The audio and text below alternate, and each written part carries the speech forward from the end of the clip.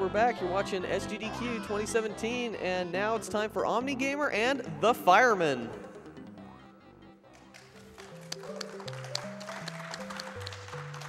All right. Hello, everybody. This is the Firemen, which I'm sure most of you have not heard of, but that's okay. We'll get some into the backstory in just a little bit. Just to let everybody know, this is being played on the US prototype cart, and I'll talk a little bit more about what that means, but at the very least, be paying attention to the text when I give you some chances to read it. In any case, get started on this. I'll let you know when to go on timer. It's just the minor backstory of the entire game. It's the futuristic 2010, and well, apparently a very pessimistic futuristic 2010, but some massive chemical company in New York has caught fire because somebody left a kitchen unattended, of course. So this is PJ's backstory. Pretty much. But the main thing is we play as Pete and Danny, who are responding to this. Get ready on time in just a moment. And go. So the main thing here is it's a run and gun style game. So you have the ability to shoot various things, but instead of baddies, you're fighting fire, which leads to a couple pretty interesting things. Your main weapon is a long spray, which is just at distance, as well as a ground spray, which covers a short distance in front of you. They do the same amount of damage, but there's different properties attached to each. So the long spray only can hit one enemy at a time, whereas the ground spray can hit multiple. It also moves me quite a bit slower. The other major mechanic here is my AI-controlled partner, Danny, who, if you attend my stream long enough, you'll also know him as Kevin. But Kevin here is the only way that we can progress. He needs to press the button to move forward, so I need to manipulate him a lot. Please don't. Okay. The robot's no good. Danny has a number of other uses, but he's also just very temperamental. With any luck, I'll be able to drag him along with me the whole way through. But this first stage, the entire backstory of what we're doing initially is that, I mean, this is a heavy chemicals company, so of course they happen to just have some super volatile chemicals lying around, and we need to go rescue that. Sitting in the basement, it's called MDL, which, as best as I can tell, doesn't stand for anything. But it also introduces us to major speed mechanics of the game, which will be damage boosts. So my entire health bar should be used as a consistent resource. The first stage, not so much. There's just not enough to boost off to make it effective. But everything else is built up around trying to get through things. First boss, not much of a challenge. We have water bombs, which are in addition to both the spray and the jet. And water bombs do an amazing amount of damage. But one of the reasons that you paid for doing the US prototype, this game originally came out in Japan and Europe. So it was slated to come out in the US. Oh gosh, a bad pattern on this stage. But right at the final set, before it released, we didn't get anything. They just canceled it right there. But the prototype exists, and unfortunately, or fortunately, depending on how you want to look at it, we get a glorious... Uh-oh. That's unfortunate. I missed the small flame. So we get a very poorly translated sequence out of it. So you can rescue various people along the way. I believe that there's 1 to 3 people in every stage, and every time you do that, you get some health back. For the most part, I'm going to be as bad of a fireman as I possibly can and ignore all of them. Sorry, guys. You can also see that there's a lot of fire that I'm just flat out ignoring. This game has some really complex spawn mechanics, so I really have no idea what's coming up in each room. I have a general idea of some of the good configurations, but whatever they give me, I have to deal with. It makes it really interesting as a speed run.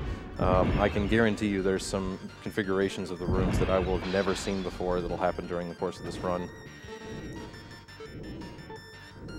That explosion has feed the fire. Thank you, Winona.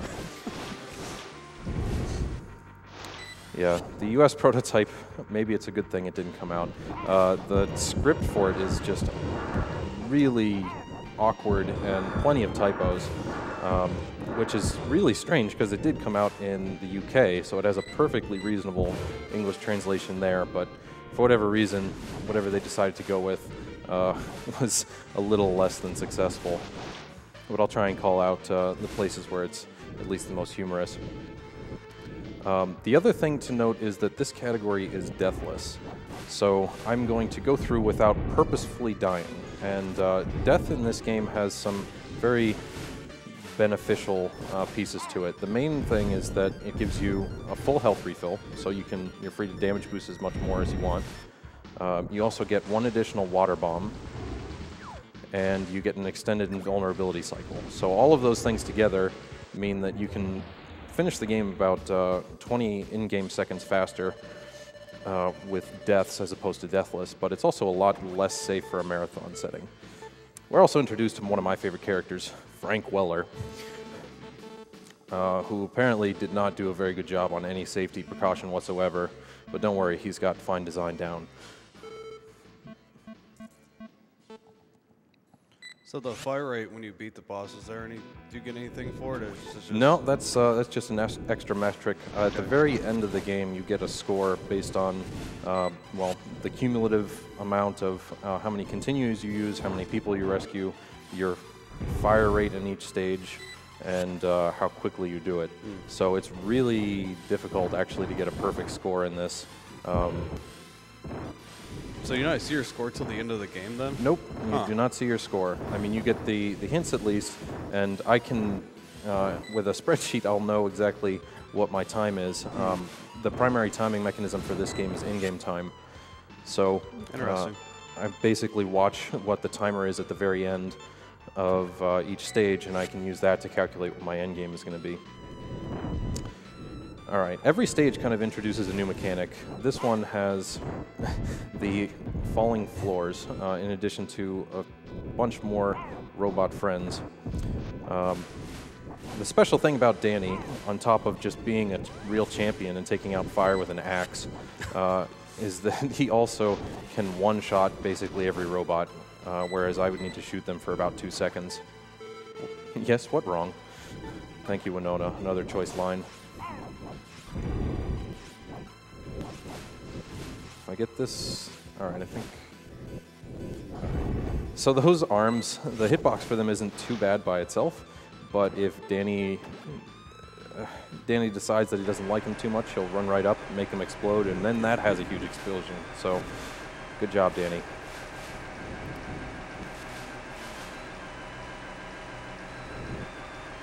Nothing but a fire truck basket ride.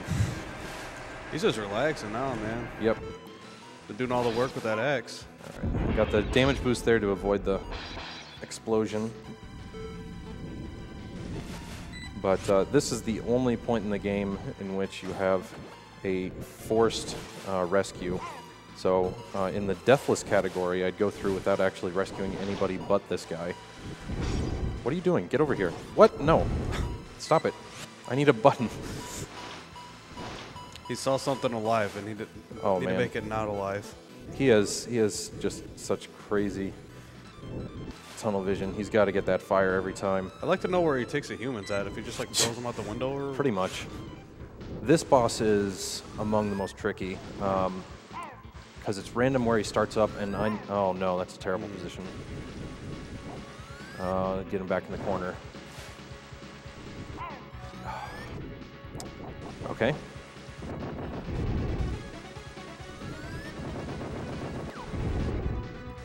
This boss has so many forms, and they get progressively harder, but I save up just enough water bombs to take him out. So there's stage 3. Control panel, got it. Button, button. So how much damage does a firebomb do compared to like? Of course it's damage, attack? you just kicked it. Let's see, fire does 1 damage every 2 frames. Or I'm sorry, the water does 1 damage every 2 frames. Fire themselves, one of the key pieces to this is that you have to damage boost off of just the right enemies. Most enemies in the game will do 8 damage to you, and you have 48 health to start on each stage. But the small flames that appear, these ones right here, only do 4 damage. So you want to basically find every opportunity to boost off of those if you get the chance, and absolutely avoid the extra large flames, which not only do 16 damage, but have a heavy knockdown attached to them as well. So, oh my gosh, you actually went right to it. Danny is also a professional kicker. Get over here. Oh my, this is a great kitchen. This is normally one of the hardest stages just because it's really hard to get Kevin to come along in just the right way. All right. But if you've been paying attention, we've covered, there we go. We have a chemical lab, we've been through a kitchen, a parlor. I have no idea what they're doing with this building, but apparently they're doing something right.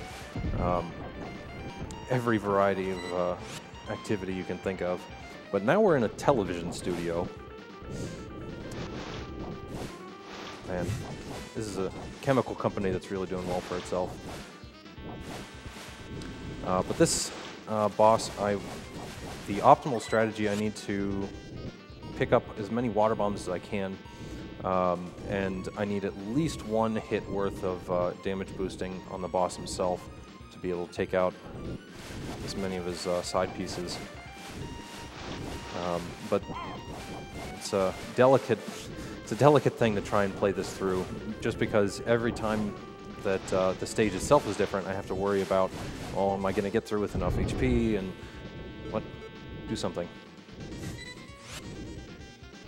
All right, here we go. It's also the first instance of the heat waves, which do 8 damage and knock you down, and the only way to avoid them is ducking, or in my case, damage boosting right through them again. There we go. Oh, nice. Wasted every water bomb.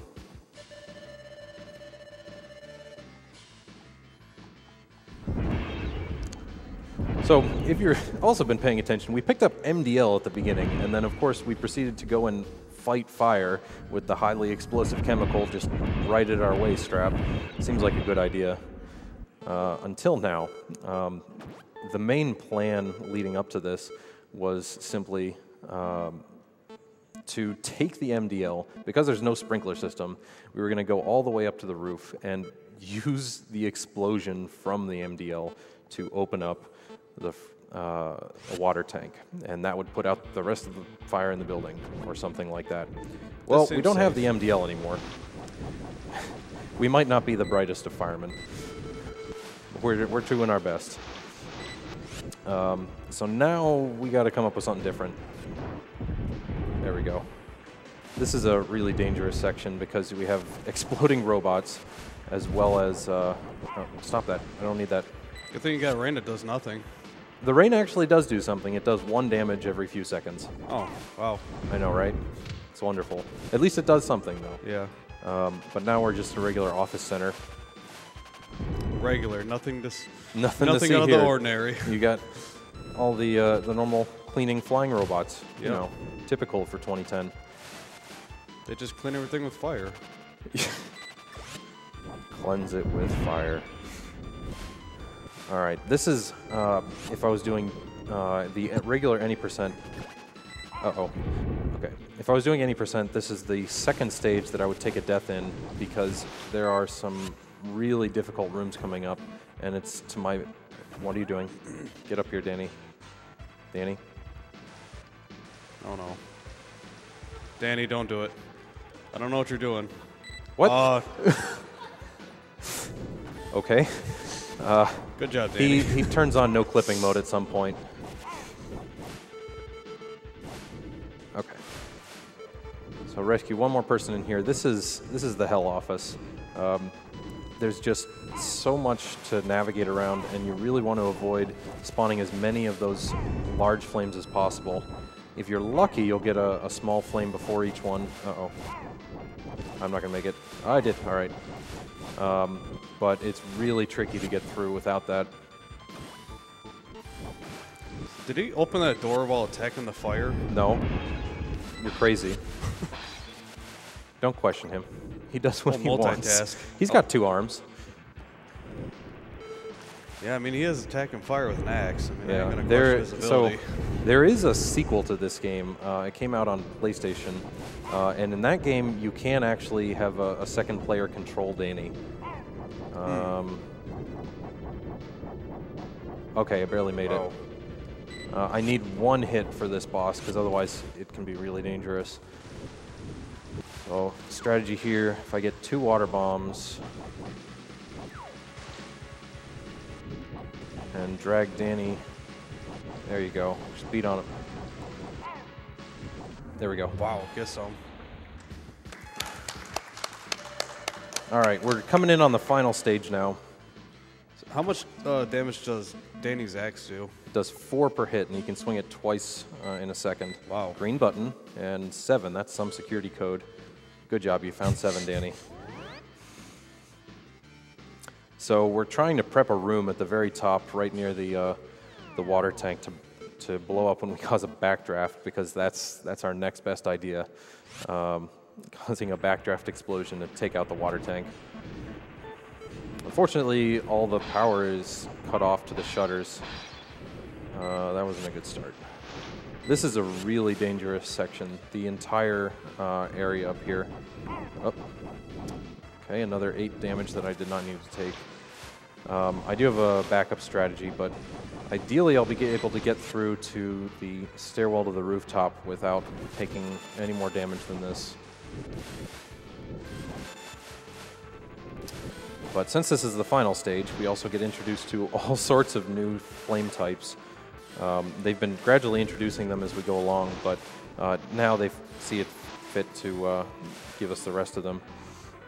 The main thing, though, are the ones you see on the rooftop, because you'll have a couple of what I call chasers. And what they do is they just move up to you really quickly and stop. They won't touch you right out. That you need to walk into them for it to hit, but it's kind of unnerving otherwise. And the other big one is the sploders, and they'll be pretty self-explanatory when we get there. Oh, good stage.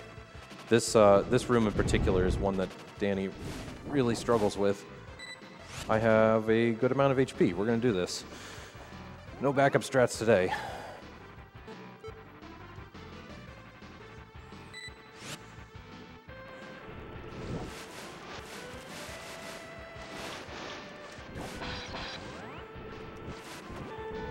All right.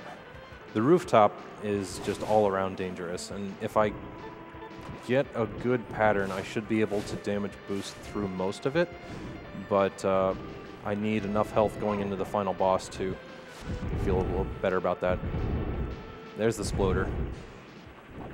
You can tell because no other audio plays when a sploder is going. Whew, the dodges.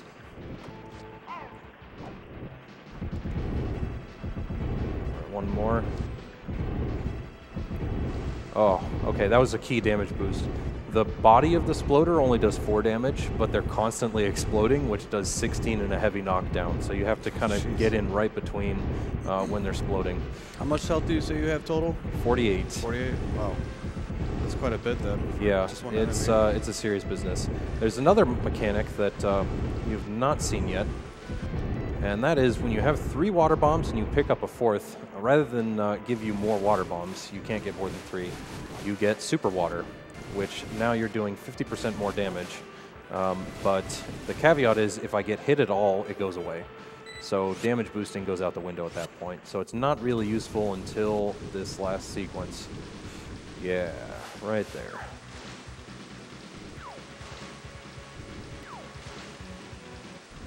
There you go, final boss. Nice. But wait, time's not yet. You gotta cause the backdraft yet.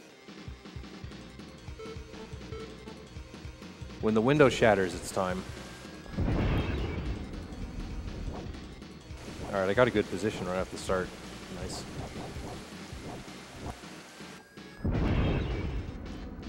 And time.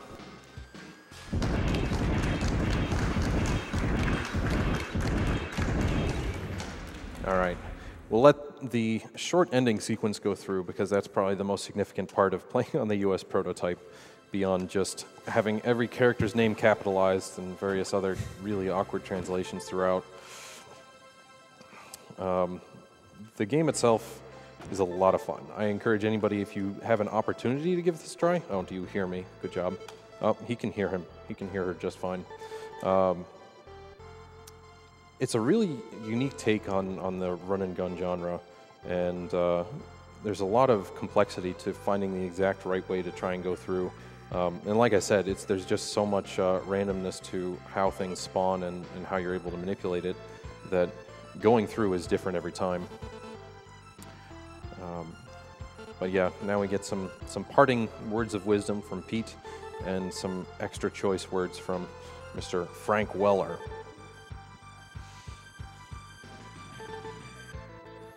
Look how he said he was stuck under a beam, and it was like clearly just a giant rock. That's the beam that I've seen. So, since I finished the game with Super Water, I get Super Water in this ending sequence too, which will give me that little steam effect, as well as Wheel Pete, good job. As well, it'll speed up the movement as I walk around the corner here. Pete gets a little poetic.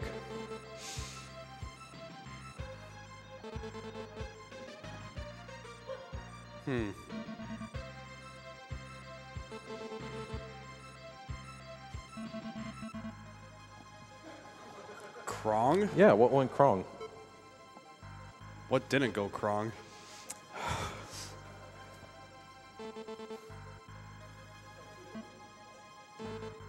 It's Christmas Man from Mega Man 13. And there you go. The classic ending. So at the very end, it'll go through the credits, and it'll give me various score rankings, so the final in-game time, what my fire rate was, how many people I rescued, how many continues I used, but this was Deathless, and that's all we need to know for now. So everybody get ready for Plock with Countdown up next, and yeah, thank you for joining me today. Look forward to seeing you again later.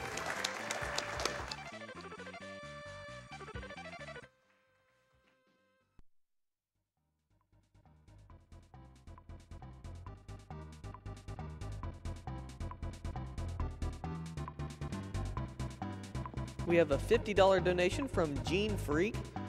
What do you call a group of physicians who haven't completed their PS1 game collection? Doctors without cool borders! Not everyone laugh at once, I guess. Thanks to all the runners, donors, and anyone affiliated with this marvelous event.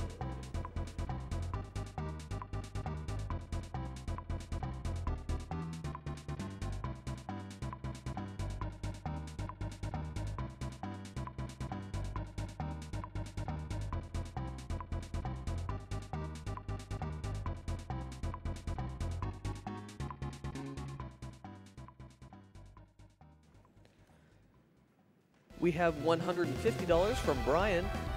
Hey bro, great to see how effective chopping flames with an axe can be. Make sure Kevin pushes those buttons. Another awesome run in GDQ.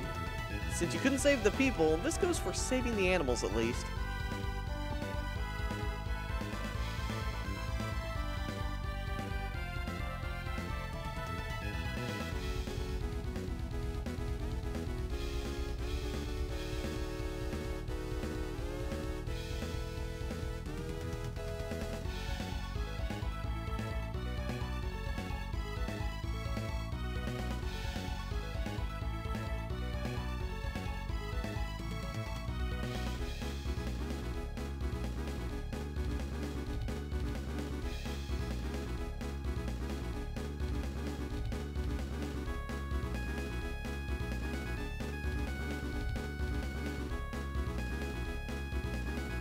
We have a $50 donation from Jonathan, and it says, Hype!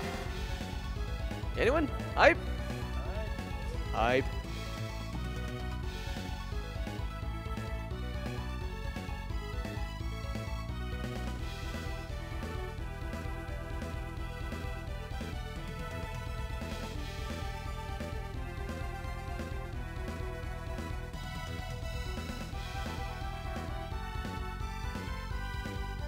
We have an anonymous $5 donation, and it says, less than 3, less than 3, less than 3.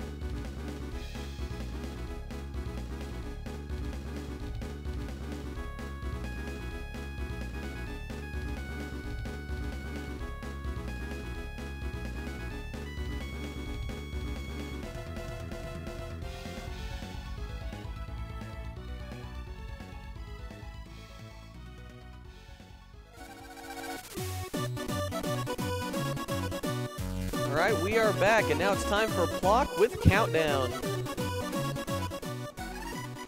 All right. So this is Block. It's a very unique game. Very unique. A couple of things. I'll be taking some warps in which I have to basically do a time trial on a vehicle to skip a number of stages.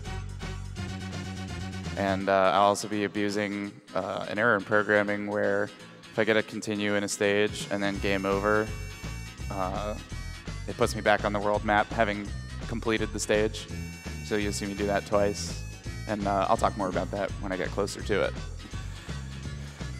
So on the couch, we've got Mecha Richter, another talented runner of this game from years past. I think it was 2013 the last time I played it. So Yeah. been a while. And the two of us raced it at SGDQ 4 years ago. It was my first marathon run, so it's only appropriate we give it a nice run back. All right. So I'll give you guys a countdown here. 3, 2, 1, go. So, as you can see, my main form of attack isn't jumping on enemies, it's actually firing my limbs at enemies. If my limbs run into anything, such as shells or other enemies, then they instantly return to me. But if they run into nothing, then they slowly float